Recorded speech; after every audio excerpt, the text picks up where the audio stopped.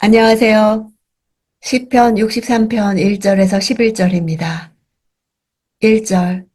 오 하나님이여 주는 내 하나님이시니 내가 주를 간절하게 찾습니다. 물이 없어 메마르고 지친 땅에서 내 영혼이 주를 목말라 하며 내 육체가 주를 간절히 바랍니다. 하나님이란 단어는 엘로힘으로 우주와 역사의 절대 주권자로서 하나님의 전능하신 면모를 보여주는 이름입니다. 주는 나의 하나님이시란 표현은 천지를 창조하신 전능하신 그 하나님을 내 하나님이라 부를 정도로 다윗과 친근한 관계에 있음을 나타내고 있습니다. 간절하게 찾습니다는 미완료형이며 간절히 바랍니다는 완료형입니다. 다윗이 말하고자 하는 바는 자신이 얼마나 간절하게 지속적으로 하나님을 찾았는지 그리고 앞으로도 계속해서 하나님을 찾을 것임을 밝히고자 함입니다. 다윗은 지금 유다 광야에 있습니다. 유다 광야는 백악암으로 된 지역으로 황무지입니다. 황폐한 지역의 땅이 메말라 목말라 하듯 자신도 주를 목말라 한다고 고백하고 있습니다. 2절. 내가 주를 성소에서 보았듯이 주의 능력과 주의 영광을 보려는 것입니다. 다윗이 주를 간절히 바라는 이유는 주의 능력과 영광을 보기 위해서입니다. 능력과 영광은 하나님의 속성 가운데 대표적인 속성이며 당시 대적들에게 쫓겨 목숨이 경각에 달린 비참한 운명에 처한 다윗에게 있어서 가장 확인하고 싶은 하나님의 속성이기도 합니다. 3절. 주의 인자하심이 생명보다 낫기에 내 입술이 주께 영광을 돌릴 것입니다. 인자하심은 헤세드입니다. 다윗에게 주의 인자하심은 생명보다 더 소중합니다. 왜냐하면 하나님의 인자하심이 다윗의 생명을 보장해 주기 때문입니다. 하나님의 인자가 자신을 구원해 주실 것이므로 그의 생이 다할 때까지 하나님을 찬양해야 할 이유가 분명한 것입니다. 4절. 이렇게 내가 살아있는 동안 주를 찬양하고 주의 이름 때문에 내 손을 들어 올릴 것입니다. 살아있는 이란 앞절의 생명과 같은 단어입니다. 동일한 단어를 사용하여 자신이 드릴 수 있는 가장 소중한 것인 생명을 다해 일생 동안 주를 찬양할 것을 말하고 있습니다. 손을 들어 올린다는 것은 히브리인들의 전형적인 기도 자세를 말합니다. 그들은 양손을 펴서 손바닥을 하늘을 향하도록 펼쳐든 자세로 기도하곤 했습니다. 5절. 내 영혼이 진수성찬으로 배부른 것 같고 기뻐하는 입술로 내 입이 주를 찬양할 것입니다. 앞에서 다윗은 마르고 곰핍한 땅 같은 심정으로 오직 주를 찾고 바란다고 선언했습니다.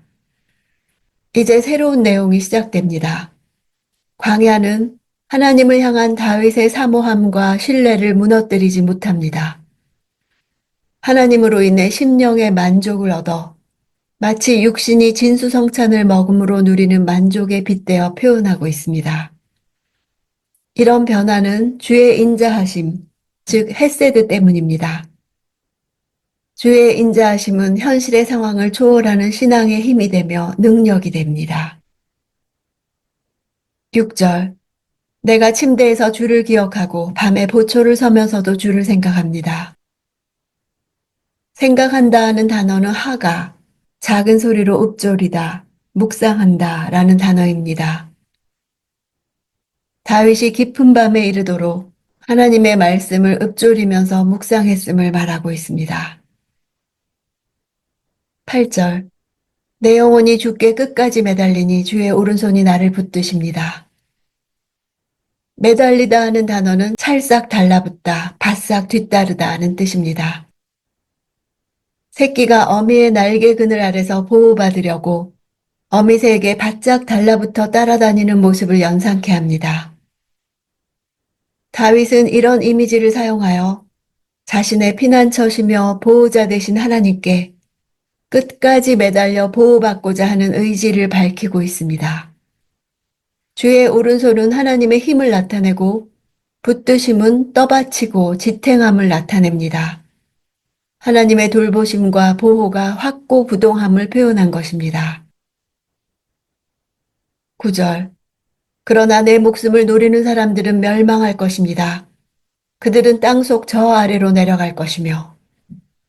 그러나 하고 구원받을 자신과 다른 운명에 처해질 악인에게 눈을 돌립니다. 노린다 하는 단어는 수단과 방법을 가리지 않고 원하는 목표를 발견해내려고 집요하게 노력한다는 뜻이 있습니다. 다윗을 잡아 죽이려는 자들의 추적이 얼마나 강렬하고 집요한 것인지를 강조하고 있습니다. 땅속 저 아래는 죽은 자들이 들어가 머무는 음부를 말합니다. 노리는 내려갈 것이란 두 동사는 미완료형으로 미래에 있을 일을 의미하는 것이 아니라 현재도 중단 없이 계속되는 악인들의 악행을 고발하고 있습니다. 악인들이 다윗을 노리는 악행을 거듭 행할수록 점점 더 그들 스스로 멸망의 구렁텅이에 빠져들고 있다는 뉘앙스를 전달하는 것입니다. 11절. 오직 왕은 하나님을 즐거워할 것이며 그분의 이름으로 맹세하는 사람마다 기뻐할 것입니다. 그러나 거짓말쟁이들은 말문이 막힐 것입니다. 자신을 나로 표현하지 않고 왕으로 표현한 것은 비록 자신이 지금은 왕위와 예루살렘을 버리고 황량한 유다 광야를 떠도는 처지에 있지만 그래도 자신은 하나님이 세우신 왕이며 반드시 왕위를 되찾을 것이란 확신이 있기 때문입니다. 그분의 이름으로 맹세하는 자와 거짓말쟁이는 대조가 되고 있습니다. 말문이 막힌다는 동사는 수동형으로 외부적인 힘에 의해 그들의 입이 강제적으로 닫혀지게 될 것을 나타냅니다. 다윗이 기뻐하며 주를 찬양하는 모습은 광야라는 주제와 전혀 어울리지 않습니다. 광야에 있지만 광야로 인해 낙담하지 않고 오히려 그곳에서 하나님을 간절히 찾으면서 하나님을 신뢰하고 있습니다. 그렇게 할 수 있었던 것은 바로 주의 인자하심, 즉 헤세드를 기억했기 때문입니다.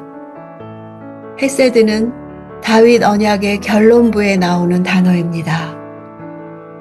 언약의 신실한 그 변치 않는 사랑을 기억하니 생명이 가장 중요한 줄 알았으나 하나님의 사랑이 가장 가치 있다는 것을 깨달았습니다. 말씀 한마디를 붙잡고 광야를 통과할 수 있는 것은 우리가 그렇게 지음받은 영적인 존재이기 때문입니다. 오늘 붙잡은 말씀으로 광야를 지나가기 원합니다.